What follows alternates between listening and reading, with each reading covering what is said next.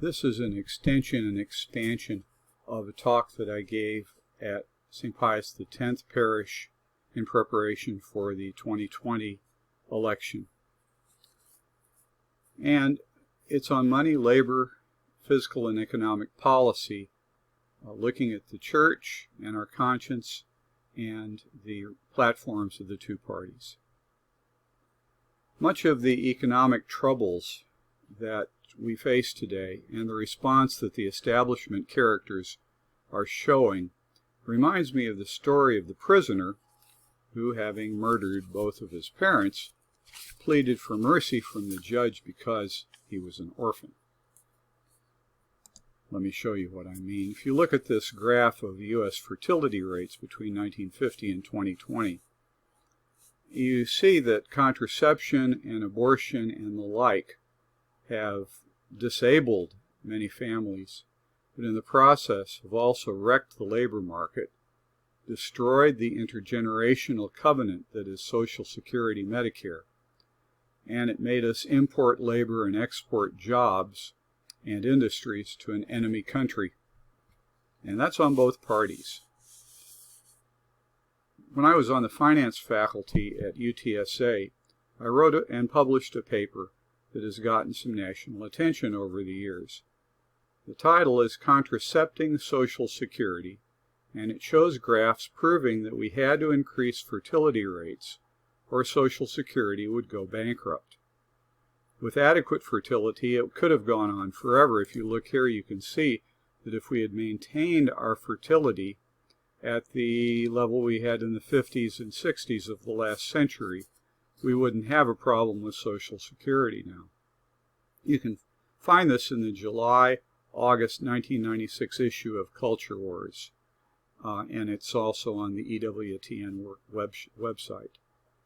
Now, however, nearly 50 years of contraception and abortion have doomed Social Security. There's not enough workers to support the boomer population. Now, why did this happen? Well, we can look at two publications from 1968, both by men named Paul. Paul Ehrlich published The Population Bomb. St. Paul VI, who I really consider a martyr because of the reception of encyclical, even by bishops, he gave us Humanae Vitae, which I encourage you to read. All of the predictions of this saint have come true, and none of Ehrlich's have come true because we are now clearly in a population drought all over the world. Let's now go over the relevant papal encyclicals that have come out since then, and then turn to the party platforms and possibilities for either one of them to become a reality. The first one is Laborem Exercens by St. John Paul from 1981, issued 100 years after the first social encyclical, Rerum Novarum. He talks about new meanings of human labor, and that's really come to fruition in the 30 years since this. He says, work is for man, not man is for work. He says that we need ever new movements of solidarity of the workers and with the workers. He tells us that work corresponds to human dignity because the worker, through his work, achieves fulfillment in his humanness. He tells us the family is simultaneously a community made possible by work, and the family is the first school of work. Thus, labor must always have priority over capital because of the primacy of humans, over things. But he reminds us that materialism is a significant evil, and it's even worse now than it was 40 years ago. He calls for labor management occupational groups to reduce the conflicts that often occur between labor and management. More recently, Centesimus Annus, the 100th year, 1991, by St. John Paul, says that to affirm democracy, the excesses of capitalism must be condemned. And he's really looking at traditional European capitalism, as well as the idolatry of the market and the insanity of the arms race. He tells us that private property is a good, it's acceptable. But for the first time, he tells us the world's goods, including intellectual property, have a universal destination. Caritas in Veritate, 2009, Pope Benedict XVI tells us that individuals and organizations should be looked at through the lens of charity and truth. The individual motivation for charity and the concern for authentic human development are frequent concerns that he expresses. And he also tells us that there are strong environmental concerns that he has. And he makes an argument for the concept of intergenerational justice, which I just referred to with respect to the failure of Social Security because of a contraception and abortion. And then, more recently, 5 years ago, Francis came with Laudato Si, which is a plea for swift and unified global action in relation to our Earth environment. The most recent of the encyclicals is Fratelli Tutti, published earlier this year. I did not read the full encyclical. It's a very long one, but I picked out some sentences that I think are useful to understand. He says we can contribute to the rebirth of a universal aspiration to fraternity between all men and women. He says we should consider certain trends in our world that hinder the development of universal fraternity. He says the freedom of economic powers to invest without any obstacle or complication in any country strengthens the more powerful who can protect themselves, but diminishes the identity of the weaker and poorer regions, a kind of economic imperialism. He tells us we need to think of ourselves more and more as a single human family dwelling in a common home. He says while one person can help another by providing something to eat, the politician can create a job for that other person.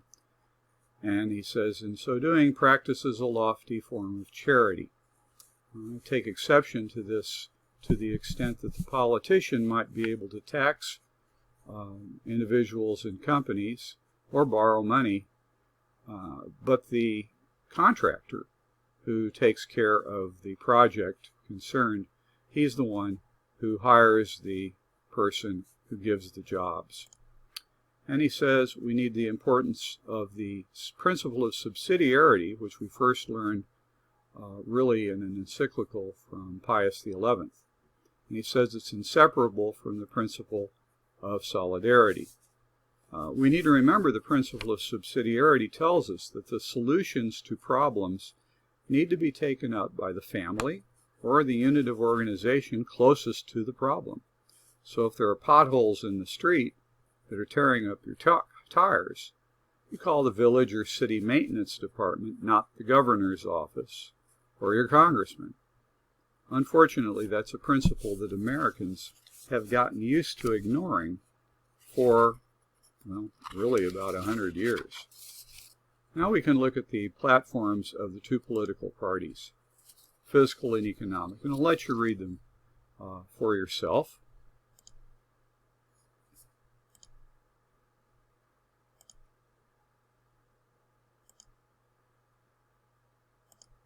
And of course, TT means trillion, and BB means billion. The Democrat platform is exactly what we would expect from roughly 100 years of Democrat platforms.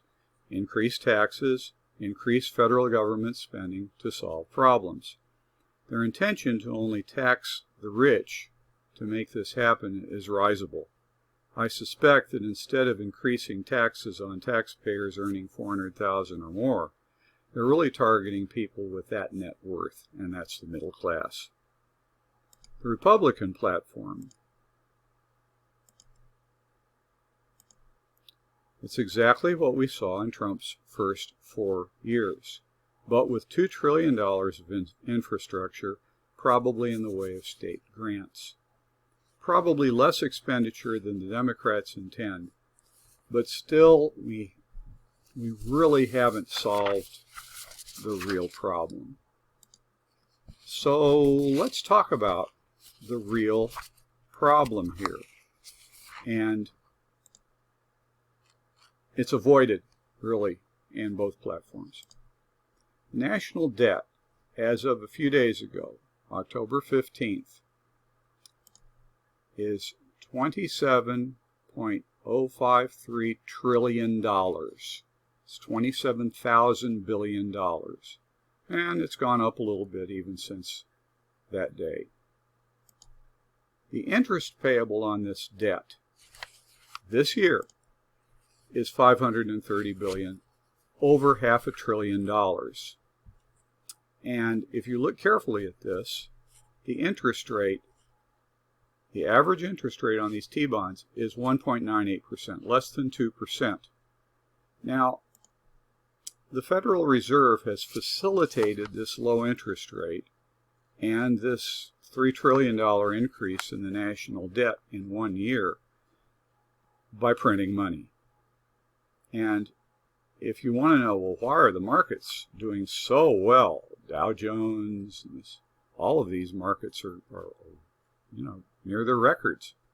Well, if you've got a lot of money, it's got to go someplace. And the Federal Reserve and others are buying stocks, they're buying gold, they're buying all kinds of assets with that extra money. And that caused the markets, they were starting to crash, and that caused the markets to rebound because of a lot of money in circulation, and that solved the short-term problem. But there's still a huge long-term problem. The long-term problem, of course, is you got to pay this money somehow. And that means inflation. Probably not, you're going to see taxes go up, whether they're increasing tax rates, marginal rates, or you're growing the economy enough so that you can provide more taxes on more income. One way or another, taxes will probably go up. But inflation may come roaring back. Now, inflation has a relationship to that interest rate that the government pays on loans. So if you think about it, in my lifetime, 4% has been a really good interest rate. But if this went up to 4%, our government would owe over $1 trillion a year in interest alone, and that's the first thing you have to pay, or else you'll default on your loans. So we've got a problem looming here. In my opinion, neither one of these platforms is going to be viable, certainly in the long run, but maybe not even in the short run, if the markets are not supporting all of this borrowing. So what must we as Catholics do? Well, yes, we've got to vote our conscience, and especially remember that this business of contraception and abortion has really almost destroyed our economy. So what we must do? Well, obviously we've got to pray. And we need to be ready and ask God to help us get ready for significant change, whatever the election results may be. The presidential winner is not going to have an easy 4 years. Much of the trouble we face today is due to a half-century of sexual license and infidelity. So a conversion of minds and hearts is the only way out, the only way up. And this is the only way we can make any progress here. We have to evangelize. We have to share the good news of Jesus Christ and His Catholic Church with as many people as we can. We need to help them to see that the hole they have in their hearts is only fillable by our Lord, by the God who made us and redeemed us and sanctifies us and wants to bring us together. That's the only solution to the problems that we face. So we need to pray between now and the election. We've got the Million Rosary March that's going on. If you haven't joined that, I encourage you to do so. We need to pray, pray, pray.